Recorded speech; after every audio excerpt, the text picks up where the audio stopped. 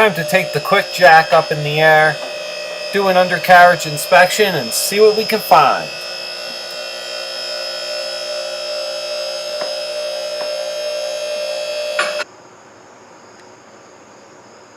Getting under the car for one of the first times with the quick jack, I noticed that I had a worn steering rack boot. Leaving the inner tie rod end and power steering rack unprotected can lead to damage. If there is no damage done to the rack or the tie rods, you can replace just the boot. You may have to remove the outer tie rod end, which could result in your alignment getting out of whack. So remove the cotter pin here. And there's a couple methods. You just watch a whole bunch of videos like I did. You know, you got a pickle fork, you got another tool that compresses this. If you want, you can beat the heck out of the threads. If you're not going to use it anymore and it's not going to mushroom the thread too much, you can see here I really got at this here. I lipped it up a little bit. It's nothing that's going to hurt it, but it did pop it out eventually. I tape this. I'm going to measure and mark right here and remeasure when the new one's on, as long as, remember, as long as this one matches up perfectly with the old one.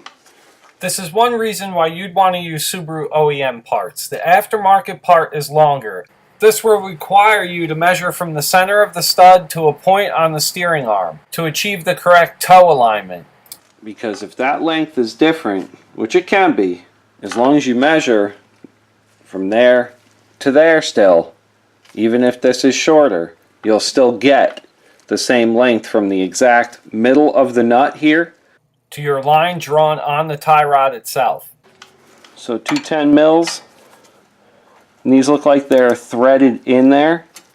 This castle nut is a 19 millimeter. Like I said, there's a cotter pin. Mine's already removed. You can, peel back both ends of the cotter pin or take it out or cut it like I had to because it was a little seized in there. This jam nut, you have to actually pull it backwards. So what you're trying to do is loosen the jam nut back towards the steering rack, and that'll loosen the tension on this. If you're having trouble, you can take two 19 millimeters.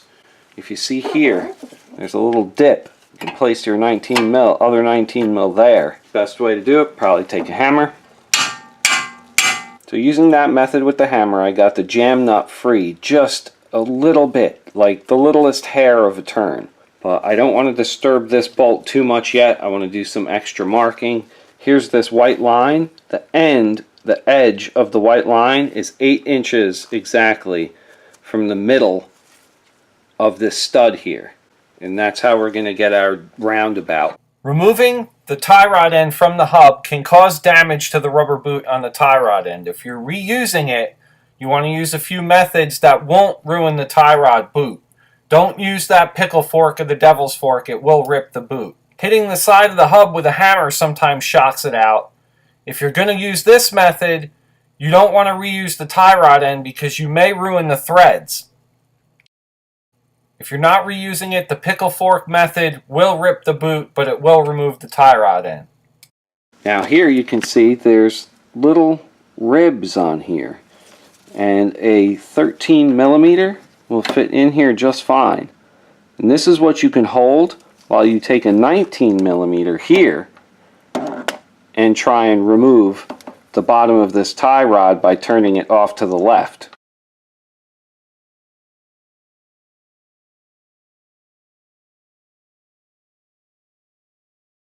Hear that?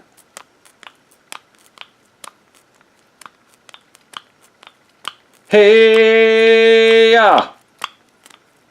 Hey-ya! Some needle nose pliers will remove the little tension clamp. The other side of the boot near the steering rack has a little metal clip that you can pry open with a flat blade screwdriver. Clean that bad boy out. You can add a little grease to the inner tie rod too. So the boot is on. Whatever method you use to put the boot to the steering rack, that's fine. Zip ties work well. Use like some high heat industrial zip ties. Remember, the green tape is a marking of where the jam bolt would go if it were the perfect OEM style tie rod end. It is not, so that jam bolt reference is not going to matter here. We're going to have to measure from the center of the stud to that white line. Now we're going to put a nylon nut, locking nut, And we are also going to put some Loctite on this. I'm even going to take a 19 mil with some light power just to get it up in there. And then we're going to look for torque specs online.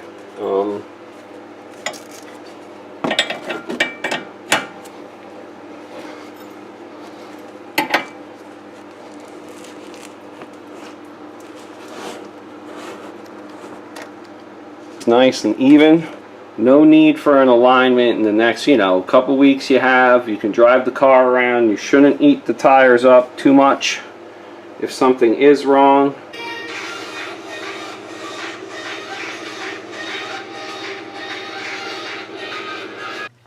So aftermarket ball joints, I used a Moog, I believe it was, and they fit perfect. The one issue I had is that they don't use the castle nuts. Now these castle nuts, when matched with the cotter pin, are pretty much foolproof. You would have to shear the cotter pin before this starts turning. And remember, this isn't a rotational part. This part isn't going to be rotating at all. It's going to be connected to the control arm from the bottom, and it's going to take the majority of the hits. So those bone jarring hits that you feel on the road, this is what's soaking most of that up. Because this is like this on the control arm. When you hit a bump, it's going to hit this control arm right here. It's going to hit the ball joint. The ball joint's going to move and soak up all of that brunt of that impact. And that's what keeps you from having your kidneys and your back blown out every time you hit a pothole. Now the Moog one fit perfect, but it doesn't use the castle nut. They use those nylon locking nuts. And the theory behind the nylon locking nut is that there's a little bit of nylon inside the nut. And when you turn that on, it heats up the nylon, especially if you're using an impact wrench, which you should for the nylons, I believe, because that will give you the heat that nylon needs to expand, and then when it cools again, it kind of constricts around the bolt. Now this being a non-moving, non-rotational part, you're probably going to be able to get away with the nylon nut. I know a lot of people use them. A lot of OEM manufacturers, Motorcraft does not use castellated nuts. They use nylon nuts. So that just goes to show you that nylon nuts will work.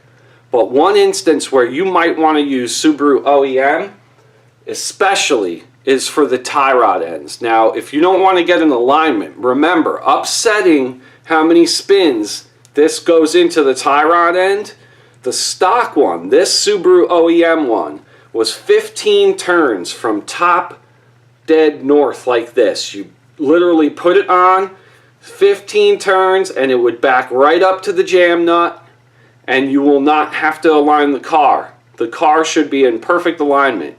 Now if you get the aftermarket tie rod end, the distance between here and here is different. It's either shorter or longer depending on the aftermarket manufacturer. And that's going to mean you're going to need to measure and take that distance away from the steering arms in order to make this work. So if this were shorter or longer and I spun it in the exact 15 turns, when it ends up at its stop where you stop at the 15 turns, it's not going to be correct because it's shorter or longer. You didn't need as many turns to get it to where it needed to be aligned perfectly, or you spun it too much and now it's in too much. Now you're going to create a problem with the wheels where the toes are off, or one's in or one's out, and that's going to make a huge difference on your steering wheel. You're going to notice it right when you ride down the road.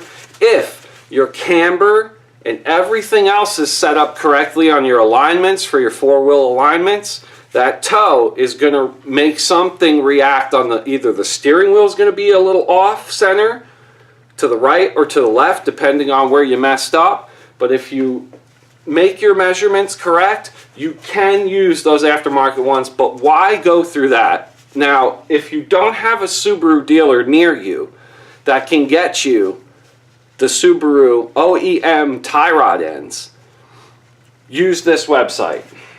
This is SubaruPartsWarehouse.com. Incredible. They give you great deals. Their prices are incredible. Hope this helps everyone out. Like, comment, subscribe, everyone. SVTWRC later on.